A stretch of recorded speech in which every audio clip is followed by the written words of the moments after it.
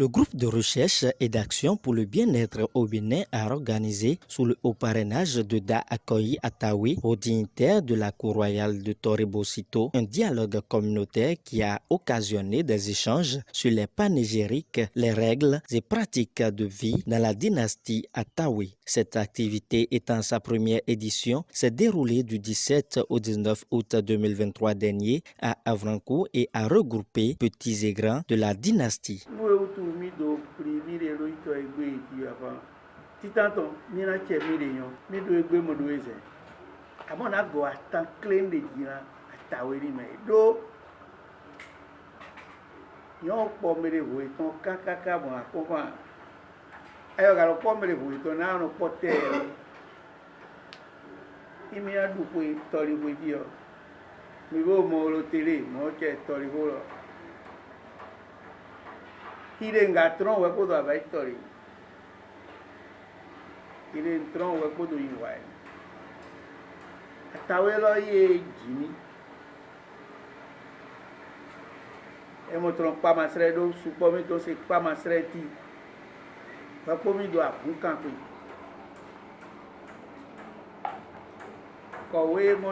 Autour du 15e siècle. Elle a fini. Tout cas, matero, il y a jambe do aolu, il tourne dans terre dit. Maintenant, il doit y avoir il y a haulu na milo tawe, et ma haulu, oh, dit tewa, je ne suis pas roi. Je ne suis pas roi, je précise. Au dignitaire de la cour royale. Le titolo mais e gbelo fiji bon atrene dozia won e dozia won do troi mo dare o na jafa ni e jan to e mi le no ya franco egbe o ni la jo detail to ya consato do ogbo do mojo ajati to do amo holukolo e no we oi no igbo no ipe ipo no wa po edo amo asorun tiro godo ida ero yi emire simi siro kobo ke mo wa mo amo na go nere ne lo ja la fa do buto ro to abi e mo gbe ro ku kan mi do be di mo gwa do gri diwa ere ko ga me die o do atrene o ko ko janga ko mo do viedo ire do afrankura. Les participants donnent leurs impressions de la résultante de ces 3 jours d'échange. Asatosi nous là nous mo le me sutra mi lo hodo akomimla atawe vito mi lo hodo osure wa atawe si ndio mi lo hodo ye jivi ki beto ja mi vione gba ka mo wa ko ti ya odija mi lo hodego mo ye bi kwata mi wa ene mi mo ko din mi ko din no re ti asan odo me mi don do ma o fan lo mi si so be afore ma ko so afore go mo ba ni wa ro nu kun yin ogbon mi ton tawe ton me every na de pe mi ton yi me lo si me de ron se papa ron so e mo fi ra yi ye mo yin fan lo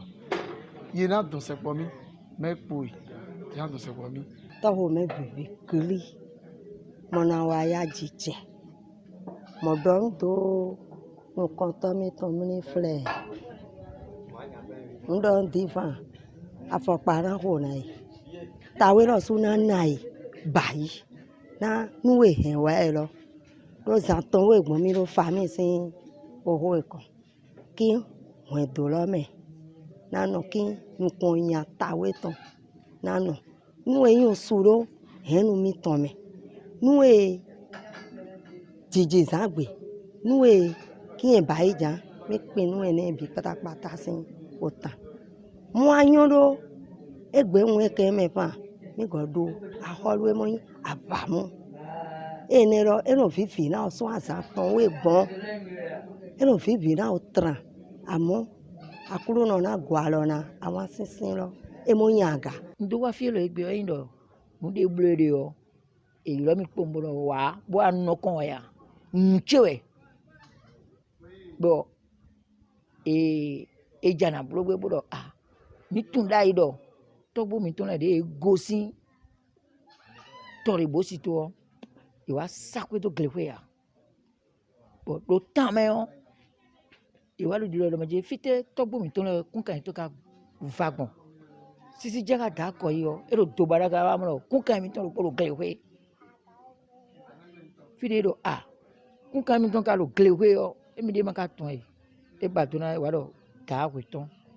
mi do mabu e do glewe bo e do buka gosi atawe si kunkan me e batuna kaka e wa kwendo to me do clear we o do nuelo e kame e kwendo wa pon kame we o to we den sen ko to yo ndo na wa bana ton we ton sin fini ba do na wa bo mi na nu po o do wa kwendo me sin aso eni me we ta ko yi sisi je ka we atawe e do do ko mi bon gosin clear we bo wa no system de one fún bodo kudonu atawe de so yin ka mo lole e de so atawe o we so agbaza bo wa bo jina fún won do ton chite à travers mene ndo kudoni we do e kusana zende bo gwede upede o ma u gbeno le suna no gudo ton blan toke bo le ni ton le bina wa chiche mi no renu ke ba ijan ro kito ti o ina le tenpon mo wa tori pa ma sore mo ko ba ito tito lo ejondi yan si me ti mo yan gbe na do na to me yo tito lo e so gbelin egbe e yo ma ga wa inde ko to ton kon mi na le vo ba idevo me ma yan akomiton mlan ti e yan akomiton mlan me ma yan suwe mi de o eyan suwo amo kito po aflanku bodo tori ko ton ti wa mo fa esogbe nu ewede me yo mi gona e mo sogbe me ma pe teyan me mo wa ti yo imi da zan de vo ere ni mo te po mo wa mi do nu ego ti e o ga o we chato mi do be si ni piri ro mo be so se an kakaka mo yan tori bu to mo amo mi ni ahoru de pa che na tori to mi do yen de o e mo alo ko na mi fa atawe heto mi ya mo ale ma tawe afranku ko gbonu ka mi tro e fa mo titi mo be gboji soro mo agbon ahoru e ndu kaka da je yo e wa foto nwa we te mo agbon hore mo pon lo e ma pro mi je mi ni baba foson do wa to mi to da akoyi wala ma mi na bayi pipiri nítorí henu ma sọgbe bí ẹbú ma ṣe tónú chọọchì rẹ gọ hogan ìwọn ìdòmúnàbú ẹyọ mi àbẹ gbẹjì sọ nílò àṣà látọ ìbọ mo bá ìpínlẹ̀ ló dàákọ ìwẹ mo lọ dóhùn ẹdógò kí ebi náà mìíràn mẹjà kí gbẹtọ kú kí edi gbọ kí ejivi kí ekóso gbọ ẹni kọmídé dá àṣàtọ ìbọ mi kà dá fóró ètèrè ọ yọ dàákọ ìdá lọ mi fà fóró tọmítọ tó ń kálé ẹkùn ìmọ̀ wà mẹ́tọ̀ ẹni sọ̀rọ̀ mí náà ẹ̀gbọ́n nípa àdébò mọ́ àhúrẹ́ gbé tó wọ́n tẹ́ ń pa gígò níyàn tẹ́ngòdò tẹ́tọ̀ mẹ́rin náà yẹ ìgòdò tọ́ ẹ̀ ẹ̀yẹ ní ẹ̀mí wáyé tó ẹgbẹ́ nígbà tó wáyé tó ẹgbẹ́ tí ọ wọ́n bá ẹ̀jà tọ́ mẹ́sì mọ̀ fònú bí ẹ ti di mẹ́tí mí dọ̀ ń do àhọ́rọ́ àtàwọn ọmọdé ń da fàmú ẹ̀fàmú lọ àhọ́rọ́ ìfì ẹ̀dù àhọ́rọ́ àwòtẹ́dò bọ́n ẹ má kà jìfì kọ bọ́n má yìí rẹ̀ ń kọ́ ẹ̀ múnà gbà náà mi àmọ́dọ̀ tẹ̀lé jẹ́ gbé tí ọ imi mla jaka di o mo te jaka tawe zigi chome afamu vi aw zaku uzawru gudu a holu de pa so gbe badusu hi mi fodo le tere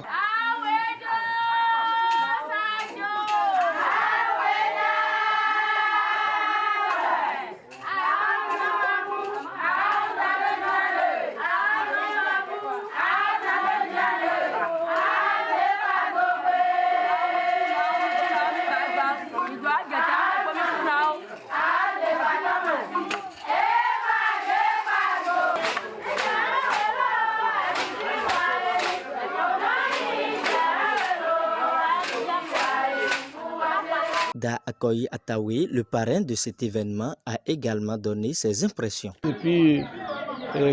fin 15e siècle, il était difficile de retrouver dans un même creuset tous les descendants de Atawe. Aujourd'hui, on a amorcé ce périple dans l'Atlantique littoral, Ouémé Plateau, le Nigeria, et même au-delà, pour pouvoir commencer par restituer quelque chose qui est en pleine dégradation, notre panégyrique. Il est coutume de constater d'un individu à un autre la manière dont on glorifie nos ancêtres, la manière dont on prononce nos panégyriques diffère dangereusement et on risque de perdre même la chronologie de ces litanies. L'assise de ces 3 jours a permis de trouver au moins un reflet commun à nous tous, de se retrouver une place pour un de nos rois qui n'a pas fait d'enfant, le roi Avamou, le 10e roi des Tolinou. Et l'autre chose, c'est que les règles de vie au niveau de nos collectivités, au cours de ces dialogues, on est revenu là-dessus. Il y a des choses qu'on fait chez nous, il y a des choses qu'on ne doit pas faire. Ceci dit, c'est la famille retrouvée, c'est la collectivité retrouvée, c'est la dynastie unie. Et ça a permis à ce que nous puissions savoir, de la naissance jusqu'à la mort, quels sont les rituels ou bien quelles sont les démarches familiales qu'on fait pour pouvoir dire je fais partie de cette dynastie, de cette collectivité, de cette famille. Donc 3 jours de convivialité, 3 jours d'amour et d'unité retrouvés, et je ne peux que rendre grâce. Et autour de moi se trouvait le redoutard d'Avrancourt, les responsables de Misrété, le redoutard de Ouida, les Taïnos de Ouida, de Commencerait, Toribosito d'Avrancourt, et même ceux qui sont venus du plateau d'Ifani, Doké, Baningbe, Loubé, etc. Je leur dis merci parce que nous avons commencé et je pense que le meilleur reste à venir. Mais est-ce que les fruits ont-ils réellement donné la promesse des fleurs? D'abord, premier objectif, commencer par réunir les fils et filles d'Ataoué et de leur faire connaître que nous avons aussi un roi qui s'appelait Avamou. Deuxième chose, c'est commencer par harmoniser nos points de vue sur nos panégyriques pour que ça ne soit pas,